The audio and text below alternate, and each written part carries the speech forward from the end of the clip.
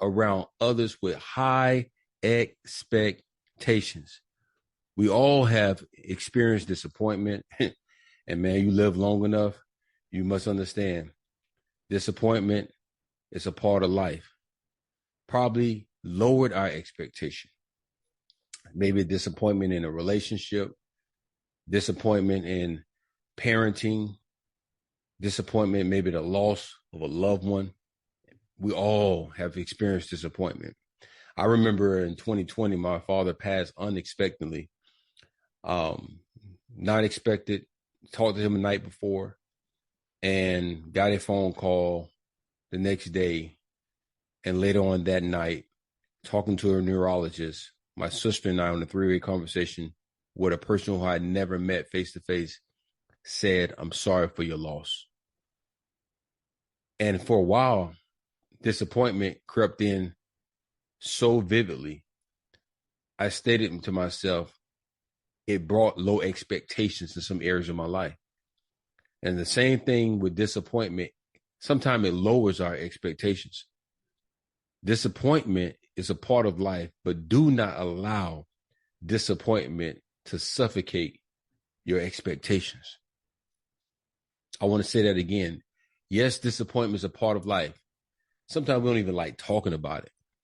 But I want to encourage us as men, as fathers, as men, as visionaries, we can't allow disappointment to suffocate our expectations. Real estate have something called CMA, comparison market analysis. If an owner of a home wants to sell, then he or she would compare the latest home that was sold to determine the price of that current home that's about to go on the market.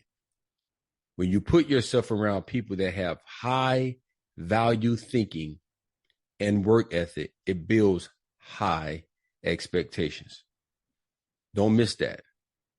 High value thinking people plus a high work ethic always equals high expectations. When you place yourself around low value thinking plus low value thinking plus no work ethic, it will always equal low expectations.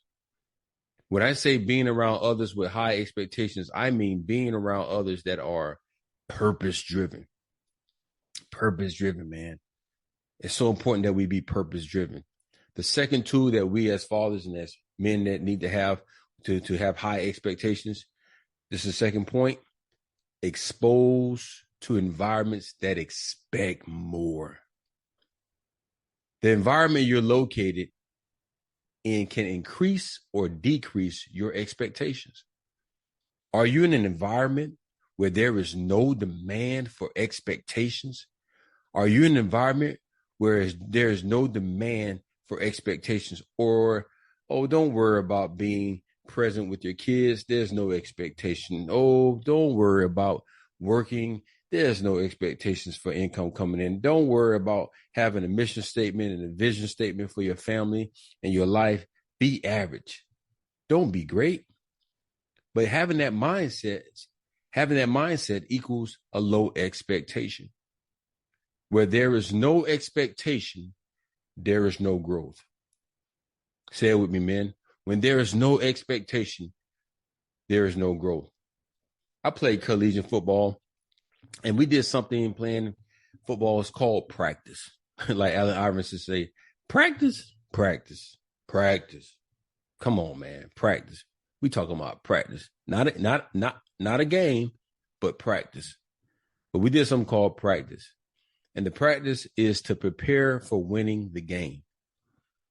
What team do you know that practice expecting to lose? Why would we practice? Why would we put on a helmet? Why would we put our jersey on? Why would we have a logo? Why would we just show up and expect to lose? If we don't have expectations as fathers, it's like us practicing, but expecting to lose. There's a saying, anything that is not growing is dying. But I would like to say something different. Anything that's not growing is existing, but not living. Everybody got that. That's important. Existing, but not living. Just existing is more dangerous than dying, because dying, you recognize that time is about to end. But existing, thinking, or the existing mindset, people, means you're relevant, right? You're relevant, however, it's already dead. You don't want to just exist in life. You want to have a high expectation in every area of your life. High expectation as a father, high expectation in your health, high expectation as a husband, high expectation as a man, high expectation in your finances, high expectation in paying taxes, high expectation and managing how you manage your car, high expectation when you wake up. I tell you before, I don't like making my bed in the morning. My wife is a bed maker. That don't sound right, does it? But I don't like making my bed in the morning, but she makes the bed in the morning and I make my bed, and I have to get better at that. Now, some people may judge me and say, you don't make your bed in the morning, but there's some things that you don't do, right? There's some things that you need to overcome. There's some things that you need to do. So we all have a pet peeve that we have to work on.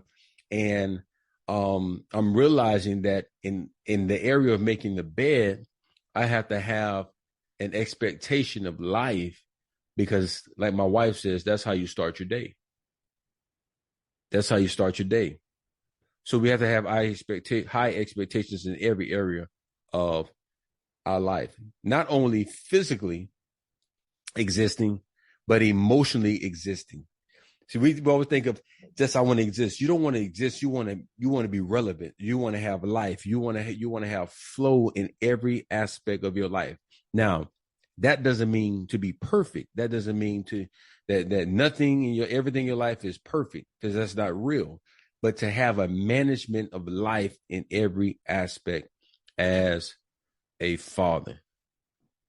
No creativity, just existing. No life, just existing. I was in a program called Payback in high school. And to explain that, it was a magnet program. And I was busted into the high school as in art.